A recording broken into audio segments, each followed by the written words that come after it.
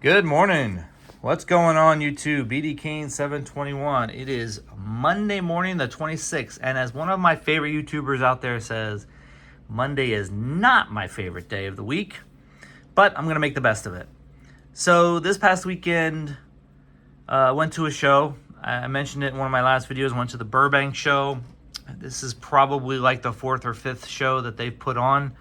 Maybe more. I think it's around 4 or 5. They do 2 a year. They've been doing a couple a year for the last few years. So I always enjoy going to the show. It's huge. It's probably the premier Southern California show.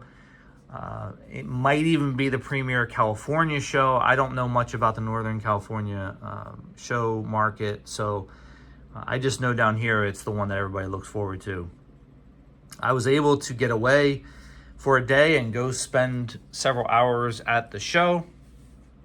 Was a little disappointed in it this year because they had probably twice as many Pokemon and non-sports card related tables and vendors at the show, which of course for me is really means nothing to me. I don't know anything about that market. I'm not in that market, but I'm sure it's great for the hobby. So other than that, it was a fantastic time. There was several hundred tables. The place was huge. The Anaheim Convention Center is really big, as you can imagine. In fact, I think Anaheim Convention Center might be where the National was held once or twice many, many years ago.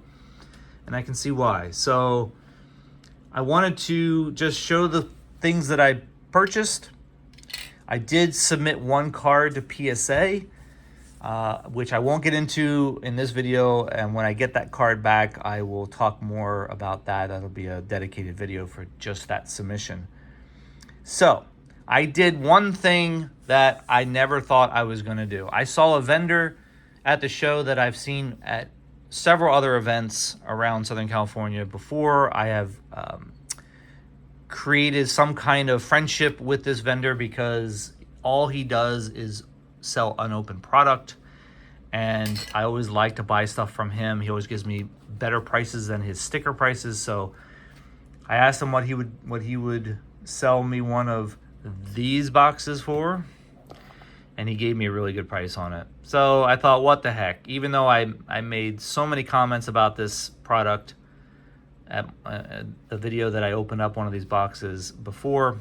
So I'm a little embarrassed about it because I said I wasn't going to buy any more of this, but here I am.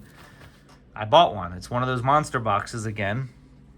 And of course, as my luck would have it, it was not a good box except for a couple of cards. Now, obviously you get everything that you're supposed to get. I did get a nice 1989 well-centered Shohei Ohtani, which is a pretty cool looking card. A rookie prism.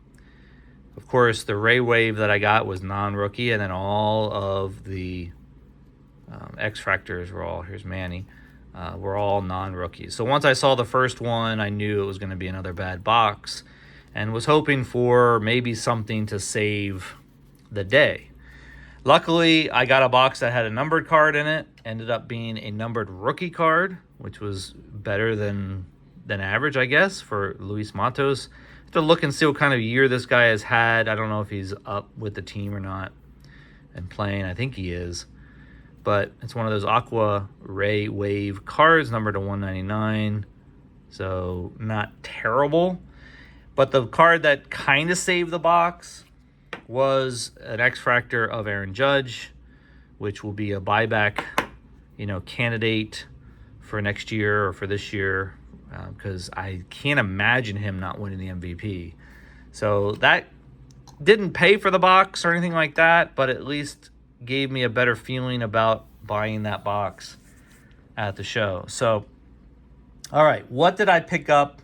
And by the way, enough of this stuff. This stuff is just not, you're taking a big risk with this stuff. I know there are people out there that tell you, oh, I hit this and I hit that, but 9 times out of 10, they're not hitting those cards. And so you just have to really pay attention to what people are doing and what you're comfortable with. For me, it's just not a comfortable situation to spend $65, $70 on a box and basically get very little. All right, so what did I What did I purchase? I really didn't purchase a lot, as I mentioned. I went into this show thinking I was going to buy one football card because I love buying football cards at the beginning of the season. I'm not a football collector by any means. I always like to maybe look at one particular guy and say, well, maybe he'll have a breakout season and it'll be fun to buy something of his. So I was looking for CJ Stroud because I think he's going to have a breakout season. He could potentially have a breakout season this year. I think Houston's going to be a decent team. They play in, I don't know, kind of a weak division. I know he's got a lot of juggernauts to go through in the AFC, but you never know. I was always impressed with him in college. He's a Southern California boy, and so I came across several cards of his, and all the prices were outrageous in my opinion. And I finally, one of the last tables I looked at, this guy had this, I think it's a retail version of the Optic rated rookie card. I believe this is called the Blue Pulsar, maybe. I still haven't looked it up. I should have done that before I made this video, but well-centered card. Might have one little issue up here in the top left, but anyway, I just like the look of it. Kind of a color match-ish kind of card. It's not numbered, and spent about 3 or 4 minutes negotiating with the guy on it. I felt like he really didn't want to sell it, but he ended up letting it go to me, and I'm hoping that CJ has a good season this year and proves me right. I came across just a cool looking card. I don't buy a lot of Xander Bogaerts cards, even though he's going to probably be a Padre for a while. But I just saw this gold color match with the Padres uniform and an auto of his numbered out of 50 from this year's Chrome, the 1989 version. I did not spend $50 on it. The guy gave me an unbelievable price. I think he saw my Padres hat and maybe felt bad for me. I don't know. So got a good price on that. Cool looking card.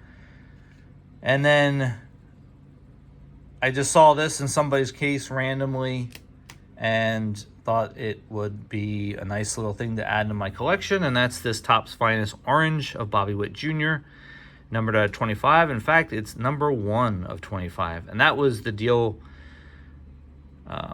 clincher for me because when I saw it was number 1, I know people like the number 1 card of a run like this, so just thought that'd be neat to have in the collection. I think he is the MVP after Aaron Judge, having a whale of a season. So love that. And then, of course, I can't go to a Southern California show and not buy this year, not buy some Jackson Merrill cards. There were a ton available. In fact, I went to one table. The guy had an orange out of 25 from, I believe, Bowman Chrome. And it was one of those autos from Bowman Chrome, and I asked what he wanted for it, and he says, oh, I'm not selling it. He had it in his case, and I asked him how much for it, and he wasn't selling it. And then his partner yelled over from the other side of the table that he'll sell for $8,000. So I don't know. People, I guess, are holding on to him or waiting to see what happens with him. But I picked up this Topps Finest X-Fractor or checkerboard or whatever they call it for Topps Finest. Nice little rookie card there. And then I couldn't pass up on a Topps Chrome. Picked up the Magenta Speckle rookie card from Topps Chrome. So happy to get those two into the collection. And hoping that he ends up winning the Rookie of the Year, especially after yesterday's heroics once again. The guy is setting records as a rookie, so watch out. I'm not sure if he can keep it up, but I'm hoping he does, and I'm hoping the team gets into the playoffs and they get some more exposure on the big stage. All right, guys, that's it. That's all I picked up at the show. If you can imagine, that's not a lot. I usually pick up a ton more of stuff at a show like that, but like I said, it really wasn't that great of a show for me based on the tables and what was being sold at this show. So hopefully the next one will be better. That's it for today. Have a great week, and I will talk to you guys soon. See ya.